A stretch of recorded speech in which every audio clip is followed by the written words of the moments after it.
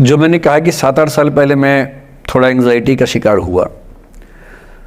कई कारण थे, पर उसमें 2-4 लोग ऐसे थे जिन्होंने मेरा जीना मुश्किल कर दिया था उस समय। मतलब उन्होंने कर दिया, मैंने करवा भी लिया। अब तो मैं करवाता ही नहीं, तब मैंने करवा लिया था। अजीब किस्म के लोग पीछे पड़ के रात दिन 24 घंटे तनाव देते रहना बिना किसी बात के, कोई वजह भी नहीं थी ऐसी। मैं बड़ा परेशान रहा। फिर बाद में परिस्थितियां बदल गई, मैं ठीक हो गया, मेरी स्थितियां ज़्यादा बेहतर हो गई।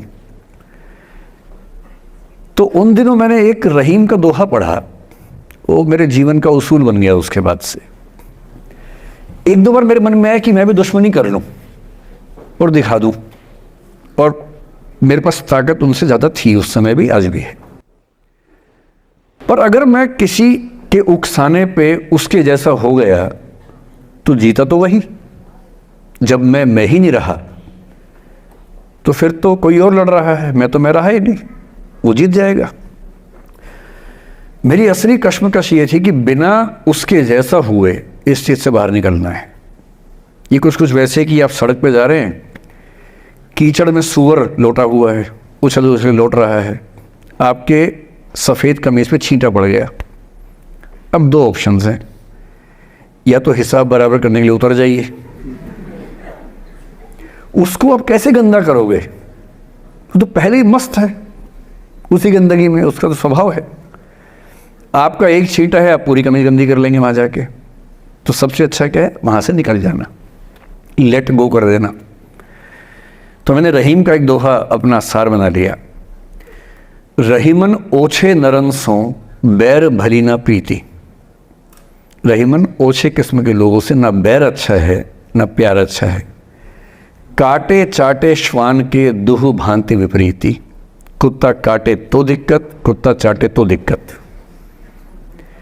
तो मेरा उसूल क्या है, इस तरह के लोगों से ना दोस्ती ना दुश्मनी, ना दिल में ग्रजेस रखने हैं कि हिसाब बराबर कर दूंगा, हरा दूंगा, रखना ही नहीं। और मेरी ठीक ठाक दोस्ती तो क्या होगी, मतलब जब हम मिलते हैं बड़े प्यार से मिलते हैं, मुझे दिक्कत है ही नहीं, नाराज़गी भी नहीं है। मुझे लगता है कि वो अपना धर्म निभा रहा था, मैं अपना निभा रहा हूँ। और अगर मैं दुश्मनी पाल लेता, अपना बीपी बढ़ाता, डायबिटीज़ करवा लेता, मैंने पाला ही नहीं, ना मैं पालता हूँ। और भी ऐसे कई इंस्टांसेस हैं जहाँ दुश्मनी करने का पूरा स्कोप था, पर मैं दुश्मनी करता नहीं, मुझे शौक ही नहीं दुश्मनी करने का। मेरा दुनिया में एक भी दुश्मन नहीं है, मतलब मैं कईयों का हूँ, मेरा एक भी नहीं है। जो मुझे पर दुश्मन मानते हैं वो मेरे दुश्मन नहीं है, मेरे लिए वो परिचित हैं जो मित्र हो सकते थे या हो सकते हैं। फिलहाल मित्र नहीं है, लेकिन दुश्मनी नहीं है। और अगर दुश्मनी कभी हो भी जाए ना, ये ध्यान रखना है कि बाद में दोस्ती हो सकती है। बशीर बद्र ने कहा है, दुश्मनी जमकर करो लेकिन ये गुंजाइश रहे, गर कभी हम दोस्त हो जाएं तो शर्मिंदा ना हो। ये मैं ध्यान रखता हूँ हमेशा। नमस्कार सर। नमस्कार सर, मेरा नाम रश्मि श्रीवास्तव है और मैं यहाँ हिंदी ऑनर्स 2य वर्ष की छात्रा हूँ। सर, सबसे पहले तो मैं आपको बहुत बहुत धन्यवाद देना चाहूँगी सर। आपसे मिलकर बहुत अच्छा लग रहा है मुझे और ये मेरे लिए बहुत बड़ी सौभाग्य की बात है। सर, मेरा प्रश्न है आपसे कि सर, मेरे साथ ऐसा हुआ कि मैं बचपन से बहुत अच्छी स्टूडेंट रही, और सर मेरी ज़िंदगी में ऐसा एक वक्त आया जब मुझे 2 बार असफलता का सामना करना पड़ा, और सर तीसरी बार मैं सफल हुई, परंतु सर आज भी वो डर मेरे मन से नहीं जा रहा है। अभी भी मैं उसको फेस नहीं कर पा रही हूँ कि मैं कैसे फेल हो गई। और सर कभी ऐसा होता है कि मैं सो रही हूँ और रात में मुझे वो डर लगता है कि आगे मैं नहीं कर पाऊँगी। मुझे ऐसा लगता है कि आगे अगर मैं कुछ अच्छा करना चाह रही हूँ तो मुझे उस असफलता का डर रहता है कि जो मैंने फेस किया है, और सर मैं उससे उभर नहीं पा रही हूँ। मतलब मेरे ख्याल से ये असफलता आपसे ज़्यादा आपके माहौल की, आपके पेरेंट्स, आपके टीचर्स की है कि उन्होंने आपको, मतलब कुछ बच्चे अपने आप से इतनी उम्मीद पाल लेते हैं कि फेलियर झेल नहीं पाते। आप वैसे बच्चों में हैं, जो आपने कहा ना कि मैं शुरू से बहुत अच्छी स्टूडेंट रही हूँ। ये दुर्भाग्य की बात है, ये अच्छी बात नहीं है। मैं नहीं चाहता कि बच्चे अच्छे स्टूडेंट बने। अच्छे स्टूडेंट का मतलब जो बहुत पढ़ाकू किस्म के होते हैं, सीधे स्कूल से घर, घर से स्कूल, घर में घुसते ही होमवर्क करना शुरू किया, वैसे बच्चे ज़िंदगी में बड़े परेशान रहते हैं। बच्चों को होना चाहिए छटा हुआ टाइप का, शरारती, बदमाश, मतलब काम भी करें स्कूल का, लेकिन बेसिकली आपको स्मार्ट होना है, कॉन्फिडेंट होना है। पढ़ाकू होने से ज़िंदगी बहुत अच्छी नहीं चलती है। ज़िंदगी के लिए ना व्यक्तित्व चाहिए। हुआ क्या आपके साथ, आपको बता दिया गया कि अच्छा बच्चा वो है जो पढ़ता है, होमवर्क करता है, आपने वो सब किया। तारीफ़ें आपकी इतनी हुई होंगी कि बेटा तुम तो कुछ भी कर दोगी, आपको भरोसा हो गया कि मैं कुछ भी कर दूंगी। लेकिन ऐसी ऐसी तारीफ़ें हर गांव, हर मोहल्ले में कई बच्चों की हो रही थी। जब उन सब में कंपटीशन हुआ तो कुछ सफल हुए, बहुत सफल नहीं हो पाए। तो जो सफल नहीं हो पाए उनको बहुत बेचैनी हुई। आपका सौभाग्य है कि अब तीसरी बार में सफल हो गई। कई ऐसे लोग हैं जो कभी सफल नहीं हुए ज़िंदगी में, उनको भी तो जीना है। तो मैं एक ही बात कहूँगा, अपने आप से उम्मीदें कम कर लीजिए। और ये आसान नहीं होता है। इसका तरीका ये है कि एक दो ऐसे अच्छे दोस्त जो अच्छे भी हैं, दोस्त भी हैं, और बहुत उम्मीदें ना रखते हैं, ना आपको रखने देंगे अपने आप से। डायरी लिखने से लेकर कुछ अच्छे उपन्यास पढ़ना, अच्छी फिल्में देखना, जो आपको सहज होना सिखाएं, न कि महान होना सिखाएं। महानता से बड़ा कोई रोग नहीं है, इस चक्कर में नहीं पड़ना है। सामान्य होना है। असली जद्दोजहद सामान्य होने की है, महान होने की नहीं है। सहज होना है। तो अपने आप से क्या कहना, रोज़ कहना है कोशिश पूरी करूँगी, सफलता मिल गई तो बढ़िया, नहीं तो क्यों डरे, ज़िंदगी में क्या होगा, कुछ ना होगा तो तजुर्बा होगा, और भाड़ में जाए सीधी सी रात। नमस्ते सर। सर मेरा क्वेश्चन थोड़ा सा इनसे अलग है। सर जैसे आपने कहा कि लेट गो करना चाहिए, लेकिन क्या करना चाहिए? लेट गो करना चाहिए। हमने भी ये चीज़ सुनी है कि जिसके नसीब में जो लिखा होता है एक दिन उसे वो मिलता ही है, तो उसके लिए हमें परिश्रम करना चाहिए।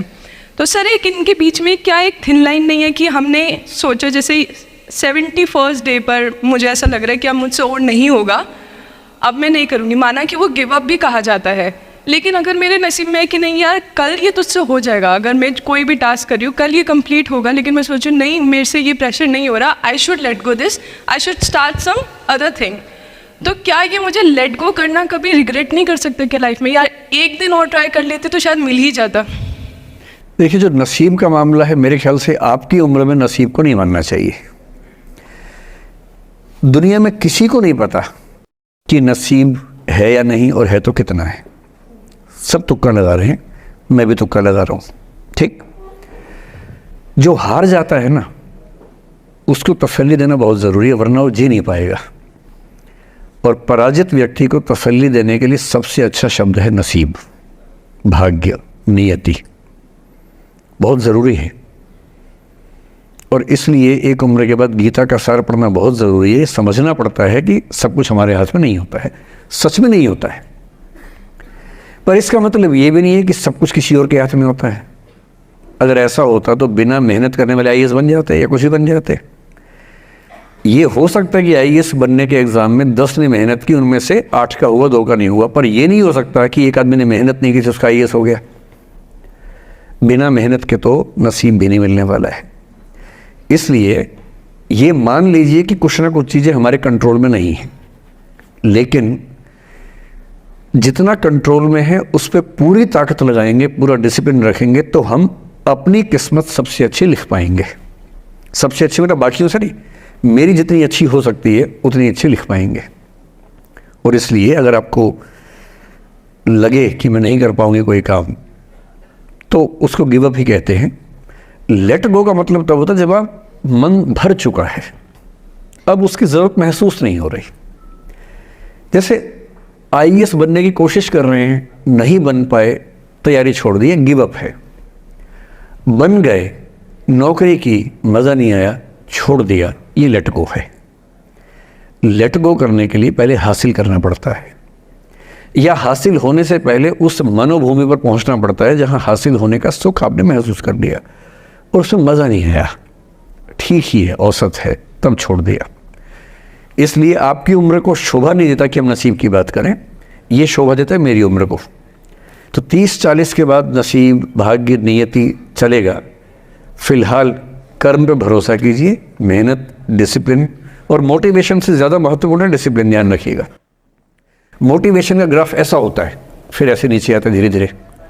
डिसिप्लिन ऐसे रहता है, और डिसिप्लिन वाला व्यक्ति हमेशा मोटिवेशन वाले व्यक्ति से ज़्यादा सफल होगा, ये मान के चलिए। सबसे अच्छा क्या है? Motivation with discipline. तो कोशिश कीजिए कि नसीब पे ना छोड़िए, अपने भरोसे कीजिए। All the best.